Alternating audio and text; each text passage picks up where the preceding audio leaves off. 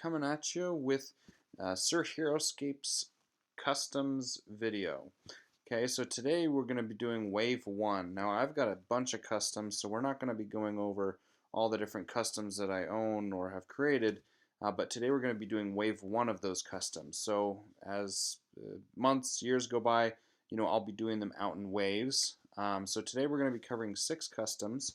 And what we're going to do is I'm going to tell you about the customs that I've made. I'm going to show you the cards and just talk about them a little bit.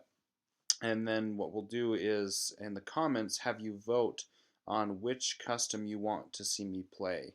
Now that won't be in the next video next week. Next week we'll be doing something else. But for sure, definitely in the next 2-3 weeks or so, I'll be doing a custom video.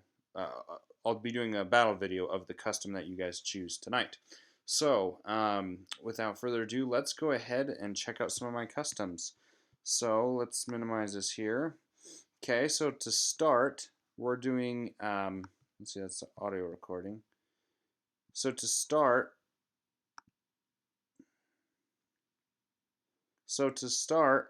let's look at Sivak Drakonian. Okay, now this is a dragon, unique hero. He's a warrior, ferocious, large 7. This is I believe it's a D&D figure. I'll try and cover the miniatures for you. These you should be able to find on eBay or miniature websites. He's a little bit pricier. He's like 20 bucks. He was a little harder to find, but he looked so cool. I just wanted to get him. So he's got 6 life, 6 move, 1 range, attack 4, defense 4, and I priced him at 130 points. I haven't playtested him as extensively as I'd like, and some of these have been playtested more than others, and so I'm just going to be covering these with you and giving you an idea of where I'm at with some of these customs. So tell me what you guys think about the customs. Feel free to share some insights. I'm not in complete finished development for some of these, so I'm curious to see what you have to say about them. But Sivak Drakonian has a couple specials here. He's got Great Sword. When Sivak Drakonian attacks a small or medium figures, add 2 additional attack die. It's hard to see in this picture. You can tell by this here, but his miniature has actually got this huge Great Sword. And I just thought that with a dragon holding a huge sword like that, he's got quite the advantage over small or medium figures, and gave him that ability. And then as a dragon, he's armored, and no other dragons have armor on them, and so I gave him an armored special. You can see he's got plate armor all over his body, and when Sivak Drakonian rolls defense dice against a normal or special attack, add 1 automatic shield. Now this is kind of redundant. Basically, it's kind of like the Warforged ability. In fact, I think it's exactly worded the same. I'd have to check.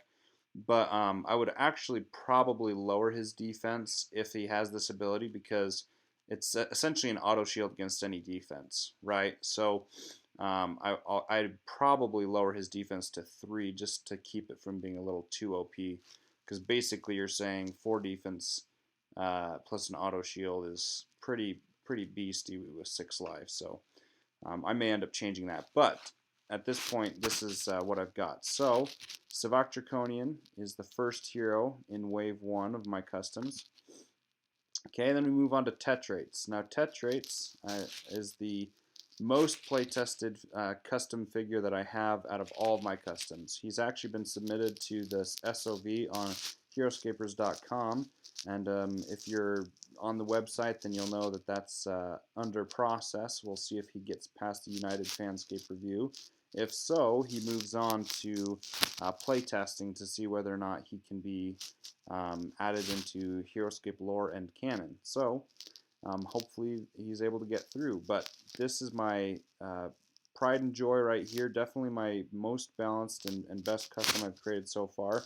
He's a human, unique hero. He's a gladiator who's merciless, and he follows Utgar. All the other gladiators follow Einar, but he's got a very unique background bio that I created. So if you're curious, I can share that with you, but I won't go into detail for the sake of this video at this time. Life 5, move 5, attack 5, defense 3. Those are all the same stats as a normal gladiator, but his point value is a little bit higher, and here's why. Finishing blow after attacking a small or medium unique hero If Tetrates inflicted a wound and the targeted hero has 1 life remaining, destroy the hero. So this is super thematic, right? He's got this huge hammer. He's a merciless gladiator, and he just finishes his opponents, right? He's not able to get large or huge figures, but figures his size, he just takes out if they've got 1 life left after doing wounds to them. Keep in mind he does bond with the gladiator squad, the cap wands, and so he has bonding ability. His bread and butter right now is the spiked gauntlet, though. This is why he has the extra points. This is kind of a nice thematic ability, but in my testing, it never actually really activated too often. When it did, it was super cool. But spiked gauntlet is where it's at. After moving and before attacking, choose an opponent's small or medium squad figure adjacent to Tetrates and roll a 20-sided die. If you roll 14 or higher, the opponent receives 1 wound. So he has the ability to help out with squad control by auto-killing squads. He's got pretty decent odds there with a 14 or higher, and so that's really why he's a little more pricey, is his ability to help out in that regard and then still do a punishing blow as well. So Tetrates is that second figure. Okay.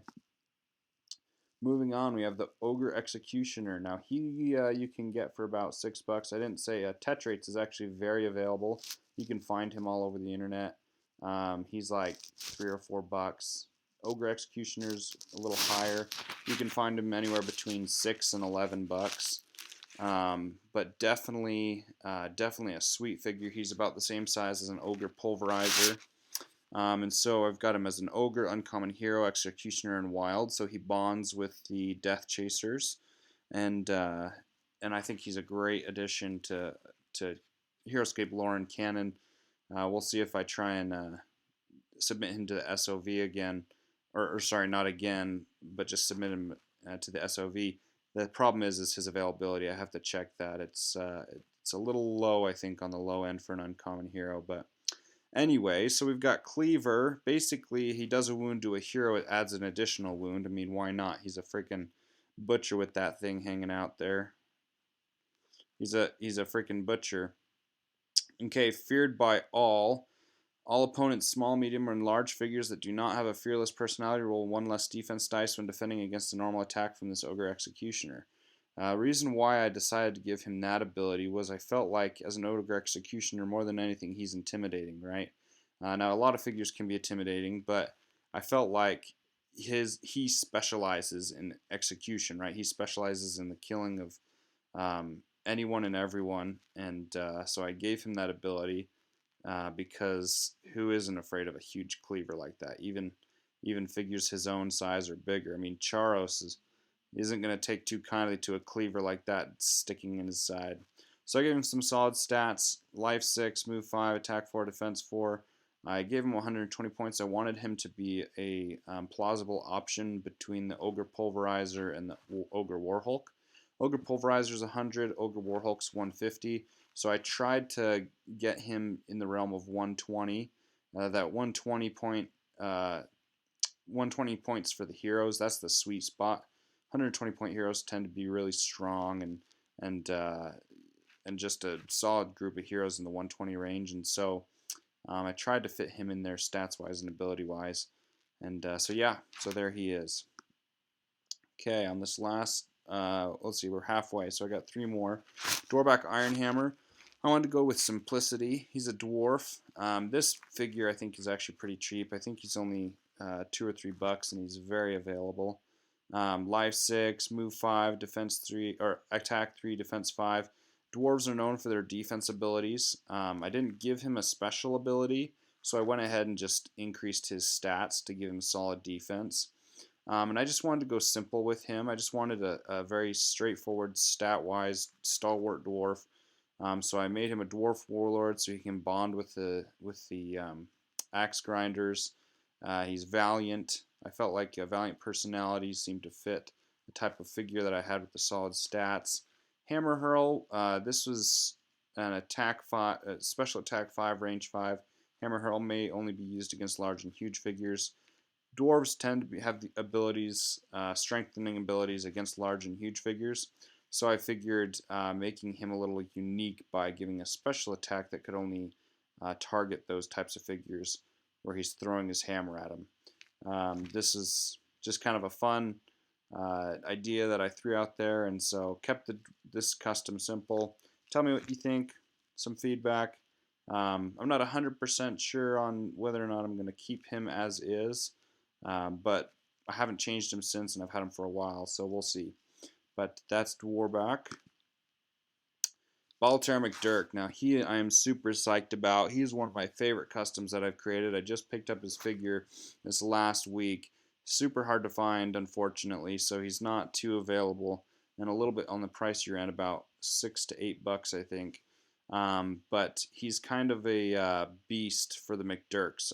I still made him a human just so he could bond with him, though he's probably more like some sort of giant or colossal Goliath or something. So I went ahead and made him a champion. I made him wild just because I felt like his personality was more of a wild personality with how big and kind of unruly he is. I give him 7 life. He's actually really a large figure. That's a typo. He's a large, probably 6 or 7. And so I went ahead and gave him life 7, move 5, attack 4, defense 4, put him at 130 points. He may end up being a little bit more than that, but I felt like 130 was a strong range for him at this time.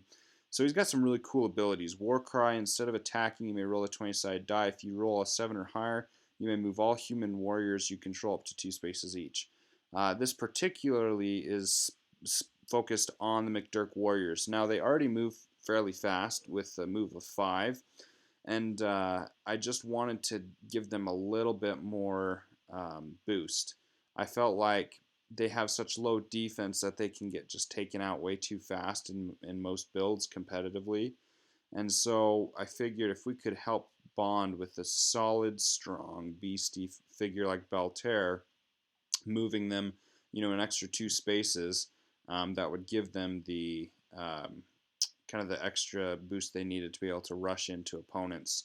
So essentially, you would take a turn with Bhaltair first, move all the warriors you control 2 spaces, then you would bond with the MacDirks and move 4 of them the 5 spaces.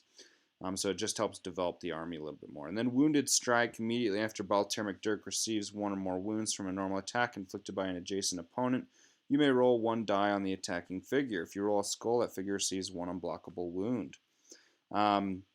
There's no particular reason why I chose this, other than I just kind of thought of the Frost Giant of Moor, and he kind of reminded me of the Frost Giant of Moor in the same type of position. Frost Giant's swinging a big axe, he's swinging a huge sword, and just kind of thought, as a beast like that, when he's going down, he's not going to go down easy. He's going to take someone with him. And so I didn't necessarily like the only 1 chance deadly strike at the end, kind of like the Frost Giant of Moor. I wanted it to be more of a consistent opportunity to do damage. So even though he's got an attack of 4, which is, fairly okay, with the 7 life, it gives him plenty of opportunities to use this Wounded Strike on opponents. It makes them think twice whether or not they want to attack him when they're melee, when they're adjacent. So, fun figure. I've played with him before. Super fun. Tell me what you think. Okay, and last but not least, this is one of my favorites. Definitely play tested him and pretty solid stat-wise and ability-wise where he's at. But really excited about him. Aeson Skyhunter. I have him as as far as a background bio, he's the brother of Brandis Skyhunter. He's an elf. He's not a half-elf, but he's an elf. He's a unique hero, ranger, and tricky. Focus shot. Anytime Aysen attacks a figure from a non-adjacent space, add 2 to his attack die. So all of a sudden that attack of 2 from a range of 6 becomes a 4. And if he's on height, that becomes a 5. So pretty powerful attack. He really is, he's really the best when he's got space between him and his opponents.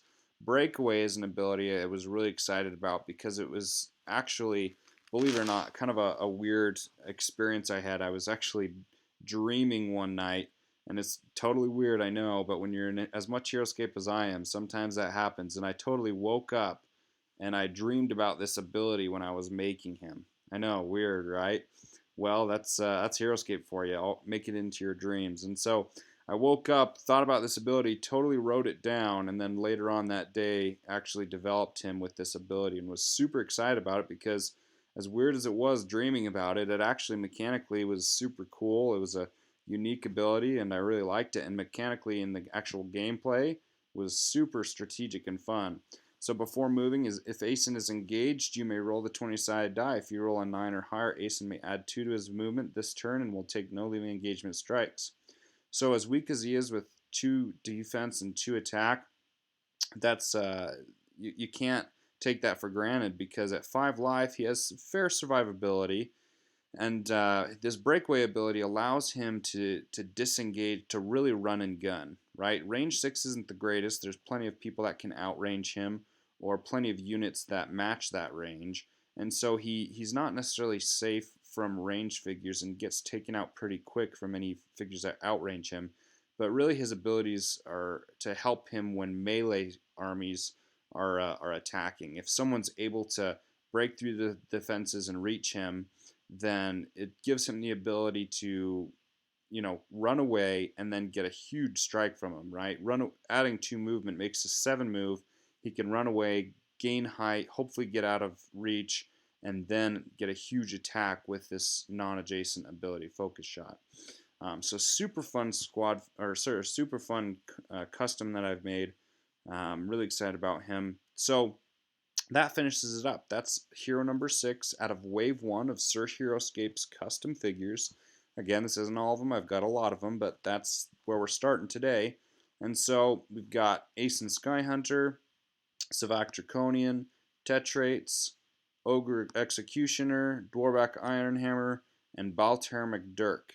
Okay, so those are the 6 heroes that I've chosen to show you today out of my customs, and I will be playing with one of these sometime in the next 2 or 3 weeks for one of our videos. Okay, I'm going to do a battle with them. So your goal, or your challenge right now, is to, in the comments for this video, vote on whichever one of these you want me to play, and the most votes, I will do that custom. And so yeah, hopefully you guys enjoyed seeing that. I thought that might be kind of fun to kind of show you some things I've been working on. If you have any questions, feel free to ask. I've been helping a few of you with your own customs. I'm more than willing to help you on some more. I've got to get back to a few of you, so forgive me for taking some time. Things have been crazy busy. But I hope you guys enjoyed that. It was kind of fun for me to show you kind of what I've been working on. So take it as it is. Thank you guys for watching, and we'll see you guys next time.